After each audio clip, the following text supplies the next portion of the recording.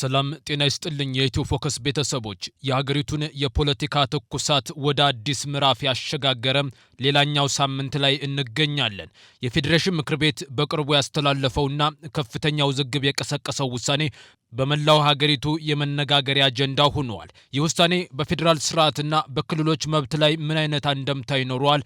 በሌላ በኩል ስምረት ፓርቲ በሂደቱ ላይ ያለውን ቅሬታ በመግለጽ አስፈላጊው ማስተካከያ ካልተደረገ ከምርጫው ራሱን እንደሚያገል አስጠንቅቋል። ፓርቲው ይህንን ውሳኔ እንዲያስተላልፍ ያስገደዱት ምክንያቶች ምንድናቸው? የምርጫው ሂደትስ ወዴት እያመራ ነው? ዛሬ በኢትዮ ፎከስ እነዚህን አንኳር ጉዳዮች በጥልቀት እንመረምራለን። ቆይታችሁ ከኛ ጋር ይሁን። ከፍተኛ ውዝግብ ያስነሳው የፌዴሬሽን ምክር ቤት ውሳኔ ምን ይዟል? ስምረት ፓርቲ ከምርጫው እንደሚወጣ አስጠንቅቋል።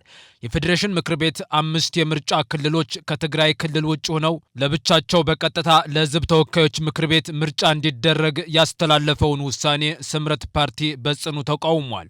የትግራይ ጊዜያዊ አስተዳደርም አስተዳደሩ ይህ እርምጃ ሕገ መንግስቱን የሚጥስና የፕሪቶሪያውን የሰላም ስምምነት አደጋ ላይ የሚጥል ነው ሲል አስጠንቅቋል። የፌዴሬሽን ምክር ቤት ለ7ኛው ጠቅላላ ምርጫ 5 የምርጫ ክልሎች ከትግራይ ክልል ውጭ ሆነው ምርጫ እንዲያካሂዱ ባለፈው ሳምንት መወሰኑ ይታወቃል። የኢትዮጵያ ፌዴሬሽን ምክር ቤት ቀደም ሲል በትግራይ ክልል ስር የነበሩ 5 የምርጫ ክልሎች የይገባኛል ጥያቄው እስከሚፈታ ድረስ ከትግራይ ክልል ውጭ ሆነው ለብቻቸው በቀጥታ ለሕዝብ ተወካዮች ምክር ቤት ምርጫ እንዲደረግ ውሳኔ አስተላልፏል። የፌዴሬሽን ምክር ቤት ይህንን ውሳኔ ያስታወቀው ቦርዱ ቀደም ሲል የምርጫ ክልሎችና ጣቢያዎች ዝርዝር ይፋ ማድረጉን ተከትሎ ጥር 25 ቀን 2018 ዓ.ም ለቦርዱ በጻፈው ደብዳቤ ነው።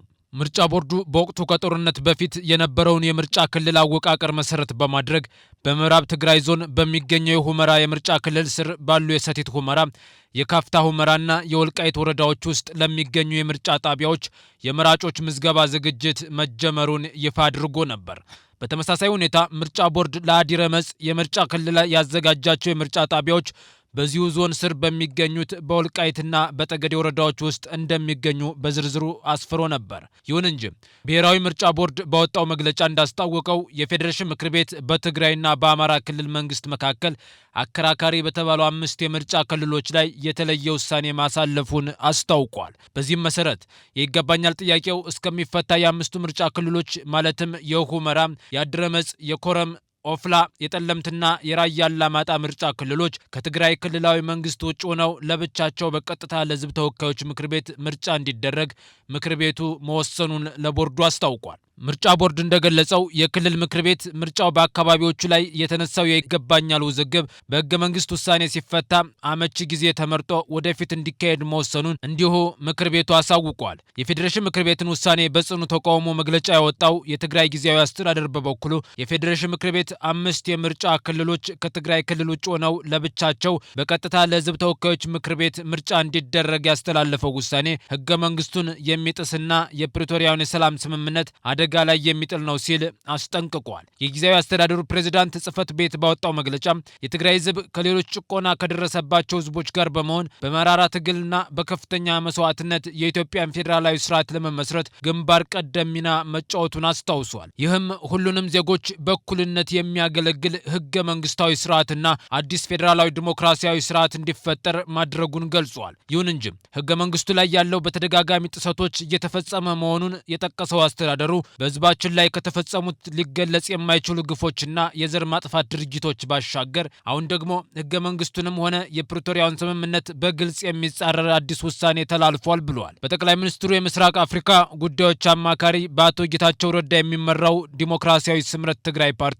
የፌዴሬሽን ምክር ቤት በአወዛጋቢ የምርጫ ክልሎች ላይ የሰጠው ውሳኔ የማይስተካከል ከሆነ በመጪው ምርጫ እንደማይሳተፍ አስታውቋል። በአማራና በትግራይ ክልሎች መካከል አከራካሪ በሆኑ ቦታዎች ላይ ከሁለቱም ክልሎች ውጭ በሆነ ሁኔታ በቀጥታ ለሕዝብ ተወካዮች ምክር ቤት ምርጫ እንዲደረግ የፌዴሬሽን ምክር ቤት መወሰኑን የኢትዮጵያ ብሔራዊ ምርጫ ቦርድ ማሳወቁን ተከትሎ ስምረት ፓርቲ የተቃውሞ ደብዳቤ ጽፏል። በቀድሞ የትግራይ ክልል ጊዜያዊ አስተዳደር ፕሬዝዳንት በአቶ ጌታቸው የሚመራው ስምረት ፓርቲ ተቃውሞውን ለፌዴሬሽን ምክር ቤትና ለብሔራዊ ምርጫ ቦርድ ባሳወቀበት ደብዳቤው ውሳኔውን ህገ መንግስታዊ ስርዓት አልበኝነት ሲል ተችቷል። ፓርቲው በአቶ ጌታቸው በውስጣቸው በተፈረመውና የፌዴሬሽን ምክር ቤት በምርጫ ክልሎች ላይ ያሳለፈው ውሳኔ ዳግም እንዲታይ በጠየቀበት ደብዳቤ በአወዛጋቢ የምርጫ ክልሎች ላይ የተላለፈው ውሳኔ ህገ መንግስታዊ ስርዓትን የሚንድ የተቋማትን ነጻነት የሚደፈጥጥና በደፈናው ህገ መንግስታዊ ስርዓት አልበኝነት ነው ብለዋል። አክሎም ይህ የፌዴሬሽን ምክር ቤት ውሳኔ ተቋሙ በሌላው ህገ መንግስታዊ ውክልና ላይ የተመሰረተ ነው በማለት